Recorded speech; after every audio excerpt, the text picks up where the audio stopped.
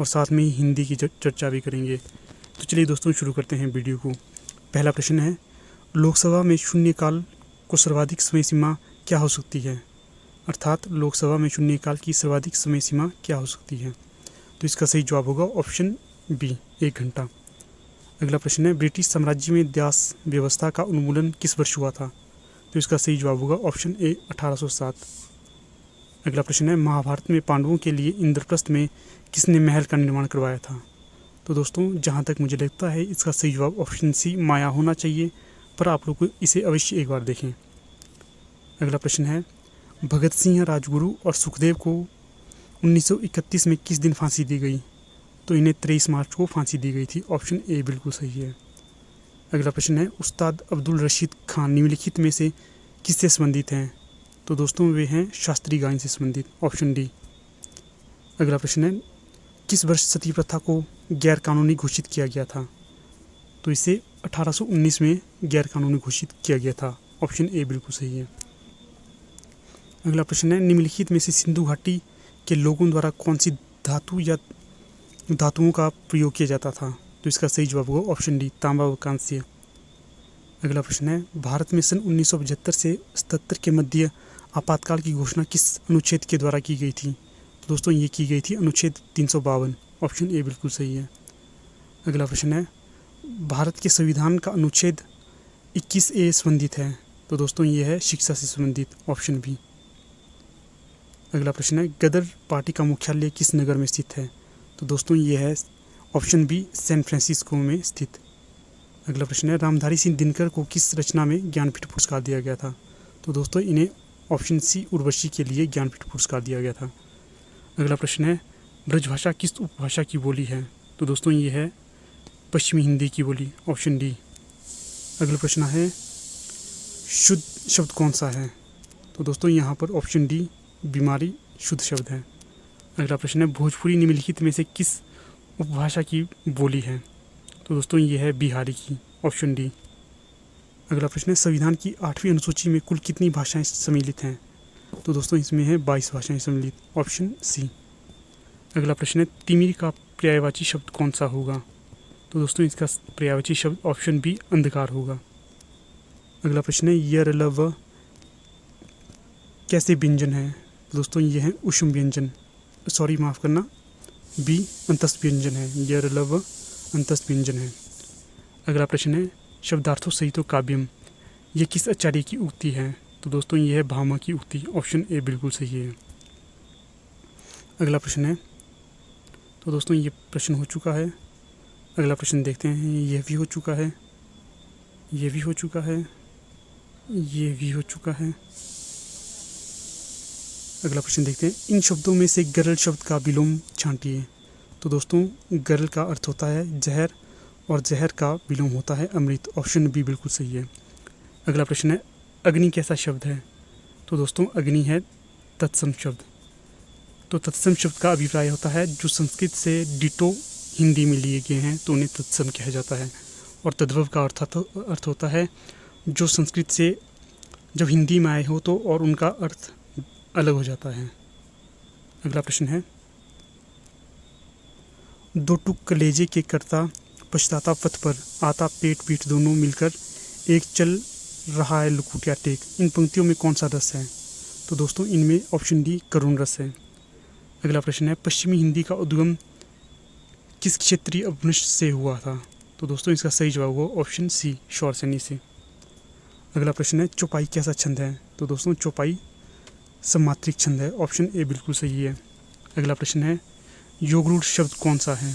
तो दोस्तों option C, Pankaj शब्द योगरूढ़ शब्द है। अगला प्रश्न है, जिस छंद के पहले व तीसरे चरणों में 13-13 मात्राएं हो तथा दूसरे व चौथे चरणों में 11-11 मात्राएं हो तो वहाँ पर कौन सा छंद होता है? तो दोस्तों वहाँ पर होता है दोहा छंद। ऑप्शन बी सही है। अगला प्रश्न है, प्रचार्य शब्द में उपसर्ग है। तो दोस्तों यहाँ पर बताना है कि प्रचार्य शब्द में कौन सा उपसर्ग है। तो दोस्तों यहाँ पर ऑप्शन बी, प्र उपसर्ग है प्रचार्य शब्द में। अगला प्रश्न है, तो दोस्तों ये प्रश्न हो चुका है पहले ही, ये भी हो चुका है, ये भी हो चुका है, ये भी हो चुका है। ये प्रश्न है 104 पवित्र शब्द का संधि विच्छेद क्या होगा? तो दोस्तों इसका सही जवाब होगा ऑप्शन ए पौजमा इत्तर। अगला प्रश्न है चरण कमल बंदो हरिराय पंक्ति में कौन सा अलंकार है? तो दोस्तों इसमें होगा ऑप्शन सी रूपक अलंकार। अगला प्रश्न है यमक अलंकार कौन सा अलंकार है? तो दोस्तों यमक अलंकार ऑप्शन ए शब्दालंकार है। अगला प्रश्न है महाकाव्य किसका भेद है? तो दोस्तों महाकाव्य प्रबंध काव्य का भेद है। ऑप्शन डी सही है। अगला प्रश्न है रूपक किसका भेद है? तो दोस्तों रूपक है दृश्य काव्य का भेद। ऑप्शन बी बिल्कुल सही है। अगला प्रश्न देखते हैं रौद्ररस का स्थायी भाव क्या है? तो दोस्तों रौद्ररस का स्थायी भाव क्रोध है। ऑप्शन डी बिल्कुल सही है। अगला प्रश्न है शब्द शक्ति के कितने भेद होते हैं? तो दोस्तों शब्द शक्ति के 3 भेद होते हैं। अगला प्रश्न है यमक अलंकार कौन सा अलंकार है? तो दोस्तों यमक अलंकार शब्द अलंकार है। ऑप्शन ए बिल्कुल सही है। अगला प्रश्न है ब्रैकेट में जो दोस्तों चिन्ह दिया हुआ है तो ये बताना है ये कौन सा चिन्ह है? तो दोस्तों ये है ऑप्शन ए अल्पविराम चिन्ह। अगला प्रश्न है महाकाव्य किसका भेद है? तो दोस्तों महाकाव्य है ऑप्शन डी प्रबंध काव्य का भेद। अगला प्रश्न है उद्देश्य और विधेय किसके प्रदत्त हैं या प्रत्यय हैं? तो ये है ऑप्शन सी वाक्य के। अगला प्रश्न है इनमें से कौन कहानी का पात्र नहीं है? तो दोस्तों इसका सही जवाब होगा ऑप्शन बी मधुआ। अगला प्रश्न है यशोधरा कविता के रचनाकार कौन है? तो दोस्तों इसका सही जवाब होगा ऑप्शन सी मैथिलीशरण गुप्त। अगला प्रश्न है भारतेंदु हरिश्चंद्र द्वारा संपादित पत्रिका कौन सी है? तो दोस्तों भारतेंदु हरिश्चंद्र द्वारा ऑप्शन ए कविवचन सुधा नामक पत्रिका का संपादन किया गया था। अगला प्रश्न है दिनकर द्वारा लिखित निबंध कौन सा है? तो दोस्तों दिनकर जी द्वारा लिखा गया निबंध है नेता नहीं नागरिक चाहिए। अगला प्रश्न है स्नेह निर्झर बह गया कविता के रचयिता कौन है? तो दोस्तों स्नेह निर्झर बह गया कविता के रचयिता निराला जी हैं। ऑप्शन डी बिल्कुल सही है।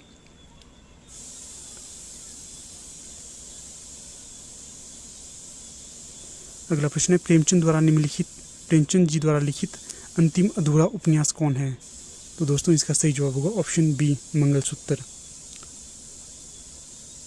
अगला प्रश्न है यशोधरा कविता के रचनाकार कौन है? तो दोस्तों ऑप्शन सी मैथिलीशरण गुप्त यशोधरा कविता के रचनाकार हैं। अगला प्रश्न है वैदिकी हिंसा हिंसा न भवति इसके लेखक कौन हैं? तो दोस्तों इसके लेखक हैं भारतेंदु हरिश्चंद्र। Option C. अगला प्रश्न है भारतेंदु हरिश्चंद्र द्वारा संपादित पत्रिका कौन सी है? तो दोस्तों ये पहले का प्रश्न ही है। इसका सही जवाब होगा ऑप्शन ए कविवचन सुधा। अगला प्रश्न है डॉक्टर रामकुमार वर्मा द्वारा लिखित एकांकी कौन सी है? तो इसका सही जवाब होगा ऑप्शन बी भाग्य नक्षत्र। अगला प्रश्न है एक नदी इरावती निबंध के लेखक कौन है? तो दोस्तों इसका सही जवाब होगा ऑप्शन सी विद्यानिवास मिश्र। अगला प्रश्न है दोपहर का भोजन कहानी के लेखक कौन है? तो दोपहर का भोजन कहानी के लेखक हैं अमरकांत। अगला प्रश्न है मानस का हंस किसकी जीवनी पर आधारित है? तो दोस्तों ये है ऑप्शन डी तुलसीदास जी के जीवन पर आधारित और इसके रचनाकार अमृतलाल नागर है। अगला प्रश्न है जमीन पक रही है ये काव्य संग्रह किसका है? तो दोस्तों ये काव्य संग्रह ऑप्शन ए केदारनाथ सिंह का है। अगला प्रश्न है दरियाई घोड़ा कहानी संग्रह के लेखक कौन है? तो इसका सही जवाब है ऑप्शन सी उदय प्रकाश। अगला प्रश्न है मारेसिक मुहिम कुंठाव निबंध के लेखक कौन है? तो इसका सही जवाब है ऑप्शन सी चंद्रधर शर्मा गुलेरी।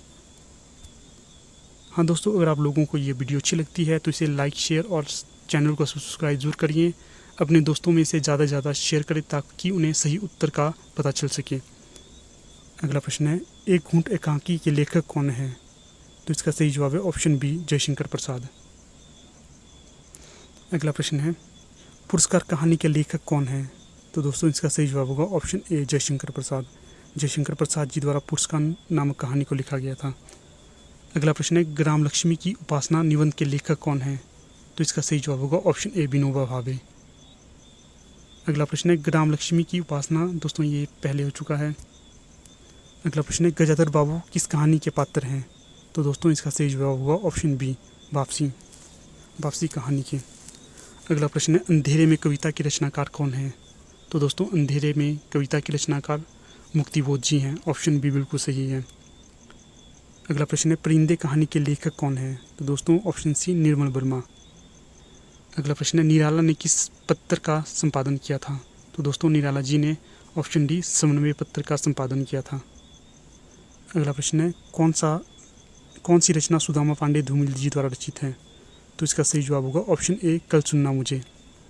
अगला प्रश्न है कमलेश्वर की कहानी संग्रह का नाम क्या है, तो इसका सही जवाब है ऑप्शन बी खोई हुई दिशाएं। ये प्रश्न हो चुका है, ये प्रश्न भी हो चुका है, ये प्रश्न भी हो चुका है। दोस्तों यहाँ पर बहुत सारी स्लाइडें पहले से रिपीटेड है, तो कृपया धैर्य रखें। अगला प्रश्न देखते हैं संस्कृति के 4 अध्याय किसकी रचना है, तो दोस्तों इसका सही जवाब है ऑप्शन ए दिनकर जी की। अगला प्रश्न है प्रगतिशील लेखक संघ की स्थापना कब हुई थी, तो दोस्तों इसका सही जवाब है 1936। भारत में प्रगतिशील लेखक संघ की स्थापना 1936 में हुई थी और इसकी अध्यक्षता मुंशी प्रेमचंद जी द्वारा की गई थी।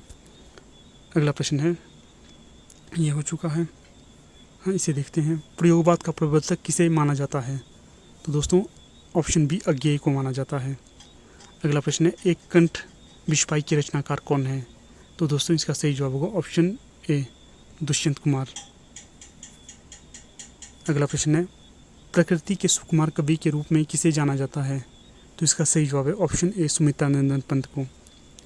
हमारा अगला प्रश्न है उत्तर प्रियदर्शी किस विधा की रचना है, तो दोस्तों इसका सही जवाब ऑप्शन बी होना चाहिए अर्थात काव्य, पर आप इसे एक बार जरूर चेक करें। अगला प्रश्न है दीपशिखा और यामा किसकी रचना है, तो दोस्तों ये रचना है महादेवी वर्मा जी की। अगला प्रश्न है महादेवी वर्मा को ज्ञानपीठ से पुरस्कृत किस रचना के लिए किया गया था, तो दोस्तों इन्हें यामा के लिए ज्ञानपीठ पुरस्कार दिया गया था। ये प्रश्न भी हो चुका है, ये भी हो चुका है, ये भी हो चुका है, ये भी हो चुका है, तो दोस्तों ये भी हो चुका है। हाँ ये प्रश्न देखते हैं भारत भारती के रचनाकार कौन है, तो दोस्तों भारत भारती के रचनाकार मैथिली शरण गुप्त हैं। अगला प्रश्न है निराला द्वारा लिखित प्रसिद्ध शोक गीत कौन सी है, तो दोस्तों यह स्रोत स्मृति, और दोस्तों इसे इन्होंने अपनी पुत्री के लिए लिखा था। हमारा अगला प्रश्न है राष्ट्रकवि के रूप में किसे जाना जाता है, तो दोस्तों मैथिली शरण गुप्त, ऑप्शन बी बिल्कुल सही है। अगला प्रश्न है कश्मीर सुषमा किस कवि की रचना है, दोस्तों यह है ऑप्शन बी श्रीधर पाठक की रचना। अगला प्रश्न है भारत दुर्दशा नाटक किसके द्वारा लिखित है, तो दोस्तों ये लिखित है भारतेंदु हरिश्चंद्र जी द्वारा, ऑप्शन ए बिल्कुल सही है। अगला प्रश्न है अदखिला फूल हरिऔध जी की कैसी रचना है, तो दोस्तों ये है उपन्यास विधा की रचना। अगला प्रश्न है अयोध्या सिंह उपाध्याय हरिऔध द्वारा लिखित खड़ी बोली का प्रथम महाकाव्य कौन सा है, तो दोस्तों इसका सही जवाब होगा ऑप्शन सी प्रिय प्रवास, और दोस्तों इसे 1914 में लिखा गया था। अगला प्रश्न है कंकाल और तितली किस विधा की रचनाएं हैं, तो दोस्तों ये हैं नाटक, तो दोस्तों ये होगा ऑप्शन सी उपन्यास विधा की रचना, और इसे जयशंकर प्रसाद जी द्वारा लिखा गया है। दोस्तों ये प्रश्न रिपीटेड है, ये भी रिपीटेड है, ये भी रिपीटेड है, तो इस प्रश्न को देखते हैं कवि भूषण ने मुख्यतः किस रस में रचना की है, तो दोस्तों कवि भूषण ने ऑप्शन ए बी रस में रचना की है। अगला प्रश्न है गोस्वामी विठलनाथ ने पुष्टि मार्ग का जहाज किसे कहा है, तो इसका सही जवाब है ऑप्शन डी सूरदास जी के लिए कहा है। जब दोस्तों सूरदास जी की मृत्यु होती है तो उस समय गोस्वामी विठलनाथ जी कहते हैं पुष्टि मार्ग का जहाज जात है, जाको उच्ची लेना है तो जाओ। अगला प्रश्न है मैथिली कोकिल के रूप से किसे जाना जाता है, तो दोस्तों मैथिली कोकिल के रूप से ऑप्शन सी विद्यापति जी को जाना जाता है। अगला प्रश्न है भावविलास के रचयिता कौन है, तो दोस्तों ऑप्शन सी देव भावविलास के रचयिता हैं, और ये रीतिकाल के प्रसिद्ध कवि थे। अगला प्रश्न है लोक हैं लागी कवित बनावत मोहि तो मेरे कवित बनावत, ये काव्य पंक्ति किसकी है, तो दोस्तों इसका सही जवाब होगा ऑप्शन बी घनानु जी की। अगला प्रश्न है कवि भूषण ने मुख्यतः किस रचना में रचना की है? तो इसका सही जवाब होगा ऑप्शन बी, अर्थात ऑप्शन ए, वीर रस में उन्होंने रचनाएं की हैं।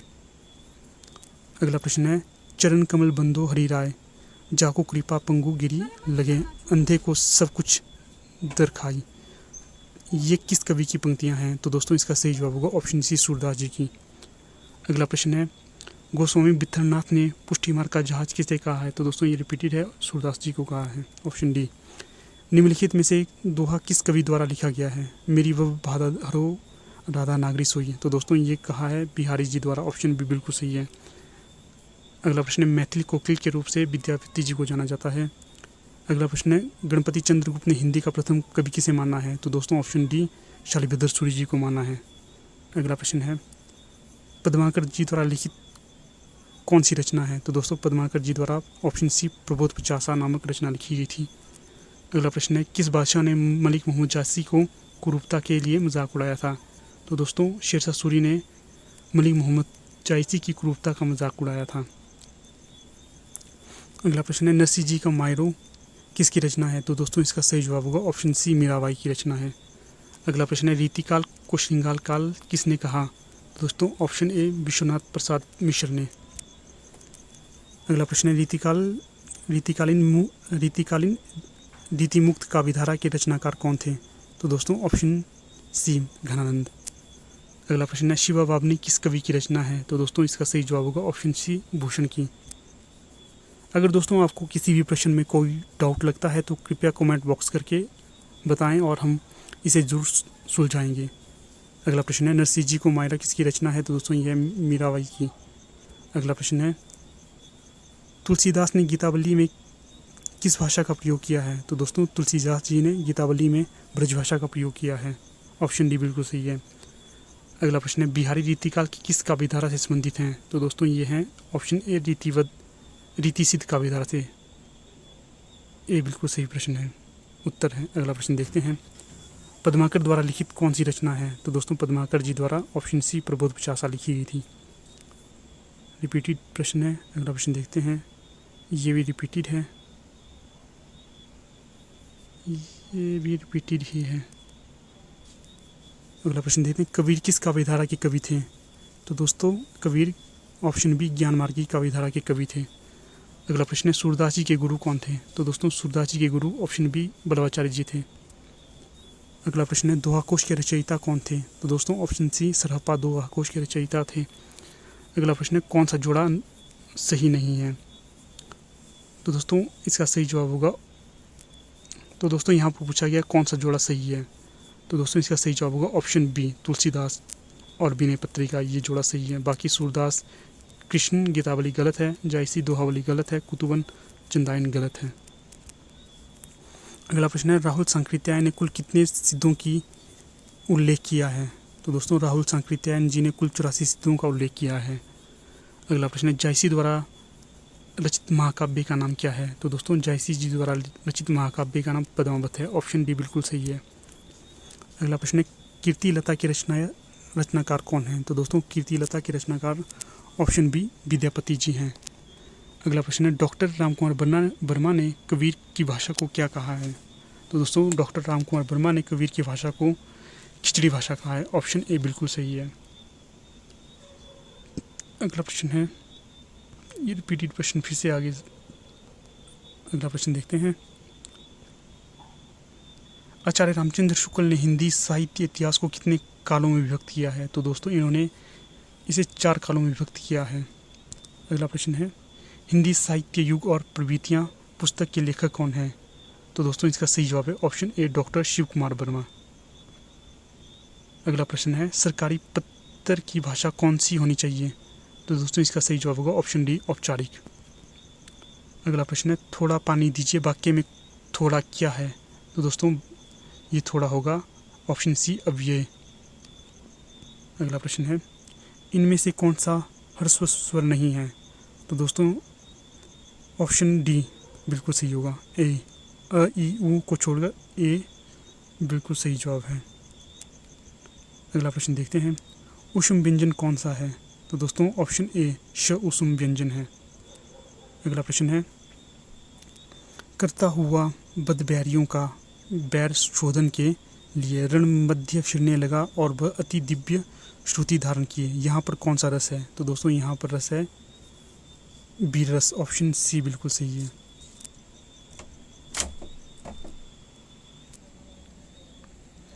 अगला प्रश्न है, सरकारी पत्र की भाषा कौन सी होनी चाहिए? तो दोस्तों इसका सही जवाब होगा ऑप्शन डी, औपचारिक। अगला प्रश्न है, वृक्ष से पत्ता गिरता है इस वाक्य में कारक है? तो दोस्तों इसका सही जवाब होगा ऑप्शन ए, अपादान कारक। जहाँ पर कोई चीज़ किसी से बिछुड़ती है तो दोस्तों वहाँ पर अपादान कारक होता है। अगला प्रश्न है, थोड़ा पानी दीजिए। तो दोस्तों ये रिपीटेड प्रश्न है। अगला प्रश्न देखते हैं, प्राचार्य ने कहा कि स्कूल 3 दिन बंद रहेगा। यहाँ पर कैसा वाक्य है, अर्थात ये कौन सा वाक्य है, किस प्रकार का वाक्य है? तो दोस्तों ये है ऑप्शन सी, मिश्रित वाक्य। अगला प्रश्न है, कलम का सिपाही किस की जीवनी है? तो दोस्तों ये है मुंशी प्रेमचंद जी की जीवनी और इसे अमृत राय जी द्वारा लिखा गया है। प्रेमचंद जी की जीवनी है और अमृत राय जो इनके पुत्र हैं इन्होंने इसे लिखा है। अगला प्रश्न है, किए गए उपकार को ना मानने वाला क्या कहलाता है? तो दोस्तों उसे कहा जाता है कृतघ्न। Option B. अगला प्रश्न है, पितृ शब्द में एक प्रत्यय लगाने से कौन सा शब्द बनेगा? तो दोस्तों ये बनेगा पैतृक। Option C. अगला प्रश्न है, अंश और अंश का क्रमानुसार अर्थ क्या होगा? तो दोस्तों इसका सही जवाब होगा ऑप्शन ए, अंश का अर्थ होगा भाग और अंश का अर्थ होगा कंधा। अगला प्रश्न है, कवित्री शब्द छांटिए अर्थात शुद्ध शब्द छांटिए। तो दोस्तों यहाँ पर दिए गए शब्दों में से शुद्ध शब्द छानना है। तो दोस्तों इसका सही जवाब होगा ऑप्शन बी, कवित्री। कवित्री इस प्रकार से लिखते हैं।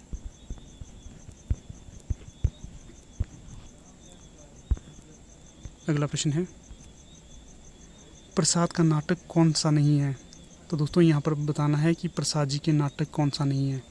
पहला है राजश्री, ये है। दूसरा है विशाख, ये भी है। अगला है अजातशत्रु, तो दोस्तों ये भी इनकी रचना है अर्थात नाटक है। अगला है दुर्गावती, तो दोस्तों दुर्गावती इनका नाटक नहीं है। अगला प्रश्न है, कर्फ्यू नाटक के लेखक हैं? तो दोस्तों कर्फ्यू नाटक के लेखक हैं ऑप्शन ए, लक्ष्मी नारायण लाल। अगला प्रश्न है, तो दोस्तों यहाँ पर हमारी वीडियो का समापन हो जाता है। अगर आप लोगों को ये वीडियो अच्छी लगी तो इसे लाइक, शेयर और चैनल को सब्सक्राइब जरूर करिएगा। अगर किसी प्रश्न पर डाउट है तो कमेंट ज़रूर करिएगा। धन्यवाद दोस्तों।